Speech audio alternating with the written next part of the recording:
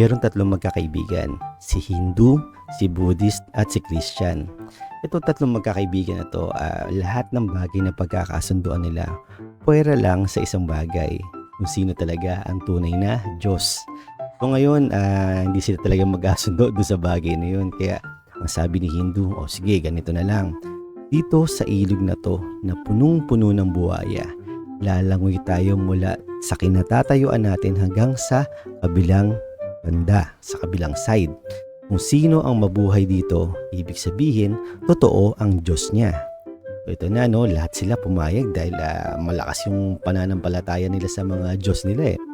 So ngayon, syempre, si Hindu yung pinakamatapang, siya yung nag-suggest. Tumalon si Hindu. Pagtalon ni Hindu, langoy siya. Binilisan niya, pero habang lumalangoy siya, sinisigaw niya yung isa sa mga Diyos niya, si Krishna. Sabi niya, Krishna, tulungan mo ko, Krishna. So habang lumalangoy siya, nung bandang gitna, may humahabol sa kanyang isang buhaya at talagang namang kakainin siya. Pero binilisan niya yung takbo, ay ang langoy. At sigaw pa rin siya ng sigaw, Krishna, tulungan mo ko, Krishna. Hanggang sa nakarating siya sa dulo. Lakpakan ngayon si Christian sa si Buddhist. Pero sa loob nila, kinakabahan sila. Pero ito na nga, sumunod na si Buddha. Bago pa tumalon si Buddha, Buddha, tulungan mo ko, Buddha. Yan, so ito na nga, tumalon si Buddhist. Langoy siya.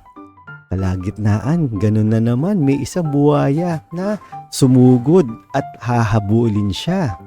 Yan.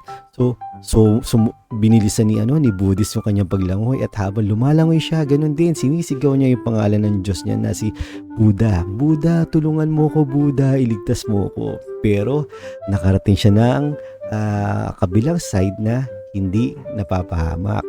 So ito na ngayon si Christian. Kabadong-kabado at pinagpapawisan ng malagkit. Pero sabi niya, hindi, si Kristo ang tunay na Diyos. So, ito na ngayon, nag-prepare siya. At nagubad na si Christian ng damit para mas mabilisan lang hoy. Tumalon si Christian. Yan.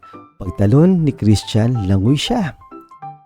So, ito na rin, ganun din, may humabol sa kanya na isang buhaya. Pero, ang masama pa dito, may humabol pa na 4 pa, bali 5 na yung buhaya na humahabol sa kanya. So ngayon, Jesus, tulungan mo ko, Jesus, iligtas mo ko, Jesus, naniniwala ako sa'yo. Habang lumalangoy siya, sinisigaw niya yun. So hanggang sana naramdaman niya na yung nguso ng buhaya doon sa kanyang mga paa. Sinigaw niya, Jesus, Krishna, Buddha, tulungan niyo akong 3. Ayan, so parang ganun din tayo minsan kapag dumadaan tayo sa problema, dumadaan tayo sa mga challenges. Yes, si Jesus Christ ang Diyos natin. Pero pag dumadating na tayo sa mga challenges sa buhay, ang nagiging problema, yung sarili na natin ang nagiging Diyos natin. Bakit? Kasi imbis na tumawag tayo sa Panginoon dahil nagpe-pray tayo, ang tagal niya sumagot, o nagpe-pray tayo parang hindi niya natin gusto yung kanyang mga sagot sa mga prayers natin, dahil ang sagot madalas ng Panginoon, it always requires faith. So anong nangyayari? Nagiging Diyos na yung ating mga sarili natin at sinusunod natin yung ating mga sariling plano, sariling kagustuhan na sa tingin natin na makakabuti sa atin. Pero in the end, makikita natin na kapag sinunod natin sarili natin, mali pala, sana pala naghintay ako, sana pala sinunod ko yung mga plano ng Panginoon para sa akin. So yun lang, sana ay naging blessing at lesson sa ating itong story na to.